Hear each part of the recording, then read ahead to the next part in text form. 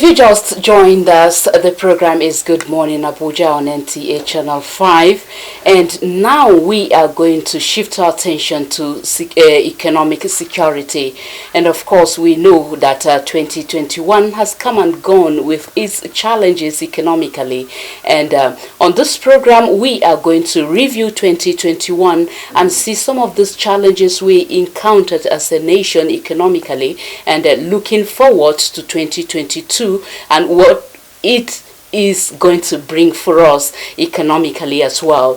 And to talk about this is Dr. Hassan Sadiq, who is an economic security strategic expert. He's here with us to talk about the economic security. You are welcome to the program, and good morning, sir. Thank you for having me. Yes. And thank you, the viewers. Okay. Yeah. Now, for us to delve into this issue of economic security, let me ask you, how has our foundation been as a nation economically? Let's establish this fact before we go into other issues. Okay. Thank you, the viewers, for having me. The question you pose is a big question because we are talking about economic security. Today, it has been identified that survival of any nations, it is how your economic stability you are. Sure. That is what determines the game you play at international level. Because without economy, other things cannot be put in place. Now, coming back to Nigeria, if we narrow it, because the big countries of the world, you see how powerful they are because of their economy. Yes. Sure. Now, if you look at Nigeria, bringing it back, that's what I call economic foundations for economic security. For a nation to be able to strive internally and well-being externally, it depends your economic foundations that will now secure your economic security. In the start, you have to look at your demography. Through your demography, you'll be able to harness what will make up your economic foundations. So that as the nations continue progressing, you now started protecting and gaining all aspects of your economic security. If you call it food security, transport security, housing security, health security, education security, all these are forms of security. And you get them through your economic foundations. And your economic foundations lies on your demography. When we say demography, you look at Nigeria today, the size of our land from the north, and if you go to the south, where we have oil and gas on that ground. Where you come back to the north central, we have a lot of mineral resources on that ground. To Loki, we have iron in terms of Ajakuta, Okene. This is where we discover iron that will now progress to steel. Now you could say that these are elements of what we call element of national power. If you now try to harness this and develop them, it becomes your foundations. That foundations will now be able to give you the economic security that you desire. When you now have this and you does not harness it, you now start having economic insecurity that also gives you other challenges or form of insecurity. If we take one example, the first which every nation you must be proud to have is iron and steel.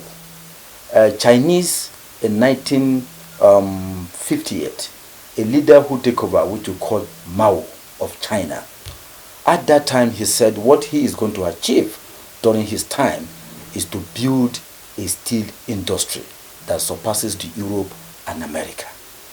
Now, when he now finished all this, he now come back and said, look, China has stood up from where they are, from the background of poverty and all that. Every nation face it before they get to where they are today. Now you could see that after the Chinese was able to have this steel industry that surpasses America and Europe, what they now did, they now collect scrap from Africa, America and Europe and take it back to their steel industry and now recycle it to have a mill. They now first of all go into what we call light industry.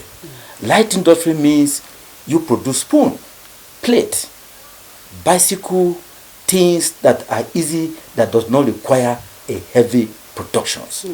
He said that a time is going to come in every home in the world you must see made in China. Today, I can say, if you look at the environment here, a lot of things you see here today, part of it are made in China. This is the dream of years back. Okay, but it's way back, and it's a carefully planned economic strategy on the part of China, just like you mentioned. Now, you earlier on said demography is one of the foundation, and you expatiated on that. Now, if we are to juxtapose it with the looking at the population of Nigeria now, how can that affect our economy? Okay.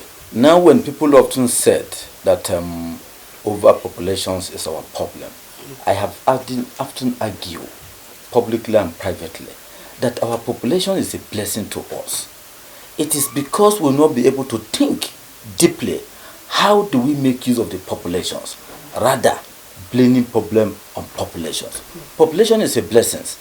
China today is over 1 billion. But how did they get it right? After China, the next population in the world is India. India is getting it right. So which means you have to prosper your populations and make use of them. Most of the industry in China, that is where you have the cheap labor, because they have the populations. So now they were able to cultivate and feed the populations and export, because you need people who will be able to put in place. But you have to prosper the populations than not to make use of the population you have. That is why you can now say populations is your problem. Population has never been a problem where there's knowledge. All right, so that means in a way we are not really taking advantage of our population to build our economy. Exactly. So how do we achieve that? Yes, that is where I'm trying to look. We are now looking at our demography, that we have populations. In the northern part of Nigeria, you have a vast land. The land is not just, we call it arable. Arable in the sense that they are naturally fertile. We have 8-month rain, and you have dry seasons and other weathers. Now you could see that what you needed to do is to first of all look at it. How do we develop this land? By using agricultural implement through the source of your iron and steel. A nation that has iron and oil is the most powerful nation in the world. In terms of defense, in terms of agriculture. In defense, if we develop our steel industry today, and Nigeria decided to produce about 1 million armor tank, you take it from your oil, from your industry, from your steel, and you use your oil to power it. This has gives you a defense. And the process has created job opportunity for the people. The same way, if you decide to build a fighter jet, you take it from your steel and you power it with your oil. That has given you airspace defense. The same thing on sea. We are looking at only on defense security. What iron can do if you be able to develop your steel industry, because you have iron ore. So we have all these mineral resources that we need to harness and then use it for the good of our people and also for other security means.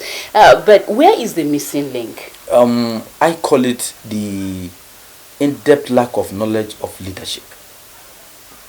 The leadership are very little in terms of knowledge, because I've often said that one of the worst crime humanity is to steal your own property. It's more crime than any other crime, because how can you steal your own property, which means you are doing yourself. So if your leader could not be able to sit down and look at it that, okay, in the nearest future, the populations will grow at this, we need this, and you have this, how do you plan? You lack knowledge. That is what brought you to where you are. But a leadership with economic sense and economic knowledge, you'll be able to start building the economic foundations that will now give you the economic security. If you go back what I've enumerated, if you look at it, every step of this will create a job. Hardly today you can see an American or a Saudi Arabia, a comparative who has oil like us, being in Nigeria as a laborer. It's not possible. Because what they have, they're able to use it to create economic foundations for economic security. All right, now looking at 2021, of course, there was an advocacy, and government is still advocating that we should go back to the land. Of course, land is one of the major things that we can explore and then gets us out of where we are economically, and they are really making frantic efforts to see that everybody goes to the land. Now, looking at 2021, what is your assessment generally economically when we put this together?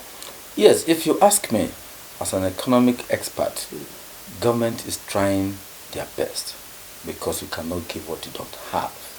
But to me, their best is not enough vis-a-vis what we have and what to be given. This is why in 2021, I call it a staggered year in terms of economy, because the COVID that came in, the oil was not where we are milking from. It is not really yielding much, so we couldn't really get it well. That has also opened our mind into looking inward, which you call IGR, FRS, to other sources. What do you do? Which is another area entirely, because the methodology being used in terms of FRS today, I call it, is outdated. It's a borrowed methodology. We needed to come back and look at what means, which method do we tax, do we generate. Yes, I remember some years back, government now said increasing the VAT from 5% to 7.5%, which is fine. But I've said you don't even need to increase the percentage, but widen the gap and the scope. Because there are more areas that's supposed to be taxable. The government will now come and say, look, in this area, you have to pay tax. Because if you look at the statistics, if FRS now come, for example, and said in a year they generated maybe 2021, now they claim that, okay, over 1.something trillion was generated. I've asked, percentage of it are part of the budget. During the budget that government made provisions. If, for example, NTA, in 2021, you have it in your budget, you want to have a new studio, you want to buy a new cameras. Government said, okay, we are giving you 500 million, for an example, for 2021. That 500 million for studio, for camera. During the time you awarded the contract, when they are paid, they are percentage that they've taken as VAT and tax. That is government money. Okay. Yes, but I've said, what are the areas that are not government, which we call informal sector? Those who sell TV, those who go to market restaurants. This is not government budget. But these are areas that we have not been able to look at very well. How do we properly harness those areas? If, I think as at years back, our economy was rated over $500 billion, while I said no, it is close to 700 to 800, if not more than that, in billions of dollars, because our informal sector is huge. There are restaurants today, if you go there, how much do you eat? It costs you 25,000, 30,000 at a go. How does the government have been able to put a policy in place and the mechanism to get their own VAT and tax out of those areas? This is informal sector. And you could see that if we'll be able to put certain things in place, that will give us a lot of income as IGR that will be able to finance our budget. So this is why I said in 2021 it's a staggered year, because most of the project government were able to execute with borrow money. All right, how do we stabilize the economy now in this year 2022? Yes, moving forward. If you ask me what we think needed to do, it is doable. If we take in one part, because that is why I said when you talk of economic security, is huge and large.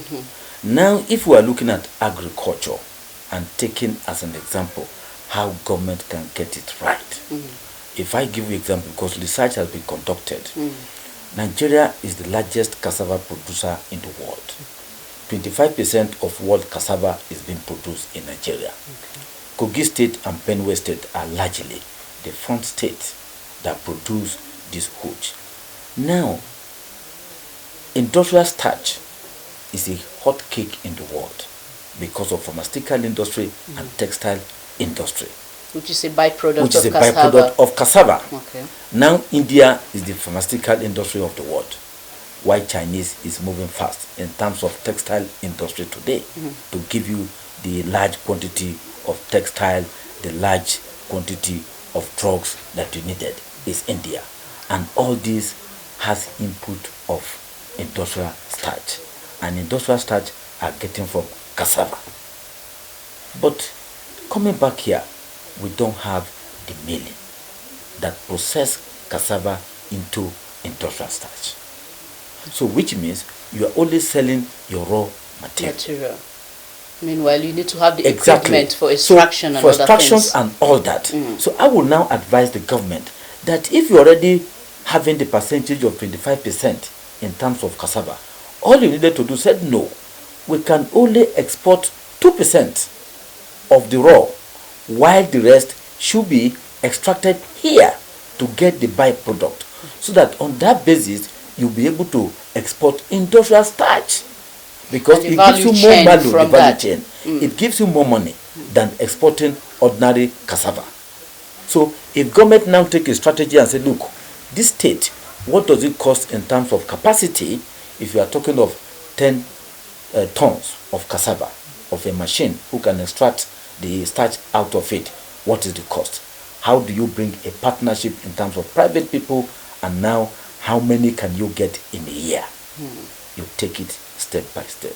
You will now see that you started earning more from starch than cassava. This is a first start. Sure. And this is how you take it in each agricultural product. Then by the time you put this in place, you see that you are growing economy. You are creating job. That has now served as a source food of security food as well. security. It has now served as a source of economic foundations for economic security. Because by the time you completed a particular industry that now produce industrial starch, you are going to employ people. And these people have been gainfully employed. You have secured their own economic security. So this is what is called economic foundations for economic security. Well, it sounds good, and of course there is full of hope, because we have all these things on ground. I think where we have issues, just like you said, is that the willpower to execute all this. So now, how would you advise the government when it comes to making us to have bumper harvest and also to create job, looking at just agriculture this year? Okay, if you ask me, what I will say, which I've always said, is that it is doable, it's not difficult. Government responsibility anywhere in the world is to make money and spend money. But you make money reasonable and spend money wisely. Government should now have a think tank of those the experts in terms of economy, and thinking deeply, how do we make money? Then we'll now come to how do we spend money. Because if you make money and you don't spend wise, it will also affect you. So making money wise is area we have looked at one now. That if we take agriculture, what are other products that government needed to invest in terms of the value chain, instead of just selling the raw material? Because the value chain productions will now create a lot of job opportunity and now gives you more money as a nation. So if the government look at it in this year and said, this is the step we are taking, go to the market today, you see a lot of local rice, but they rebag it to foreign bag, but it's a local rice. I have experienced it. So you could see that the effort this current administration took when they came in terms of rice productions, you must maintain that tempo. You don't go back. When you continue the tempo and making sure the cultivations, which is the starting, the kind of breed of rice are you bringing to farmers, the incentive, then you now take part in terms of milling the rice. All right, in your opening remark, just to conclude this conversation, you highlighted where we can benefit from iron ore, getting armor tanks, because whether we like it or not, of course, our nation is bedeviled with security challenges. People can't go to their farms in some part of this country to get their produce harvested and other things. So how can we use that area really to help our security operatives in Nigeria? Yes, you see, that's why I said if because of time, there are equipment today to be saying it. The American who has the power will not give it to us. That is why we need to come back inward and think what we can do for ourselves to secure ourselves. That is why I give you a practical example, because every nations, every tribe in the world, God give them the genius who discover a certain thing. Someone discover a camera today. Someone discover the jet and the plane, and they invent it, and today it's useful for us, and they are not far in Nigeria. So it is now for us to look inward and say, look, it is never late. Let us start having our steel industry. As soon as we get that, then you can now see the element of national power, which is steel. From there, we can start to manufacture our own AK-47, our own. I mean, are doing a lot in terms of that. Then from there, you'll be able to protect yourself and the environment, and security will become an easy for all of us. Okay. But I am advising it is not too late. Okay. And the source, what God has accrued to us as a nation, we've not utilized 10%. Well, so the hope is there. It is for the political will of the leaders to have this idea, and that it is doable and it is possible. All right, we hope so. And we are hoping for also a better Nigeria ahead of us. Yes. Thank you so much, Dr. Hassan Sadiq. We really appreciate your thoughts and for opening our eyes to what we need to see in our nation and use for the betterment of our people. Thank you so much. Thank you for having me. All right. Yes. I've been speaking with Dr. Hassan Sadiq, an economic security strategic expert, and of course you've had a conversation which is so impactful and also full of hope for us as citizens, based on what we have and what we can use to help ourselves in Nigeria. The program is Good Morning Abuja.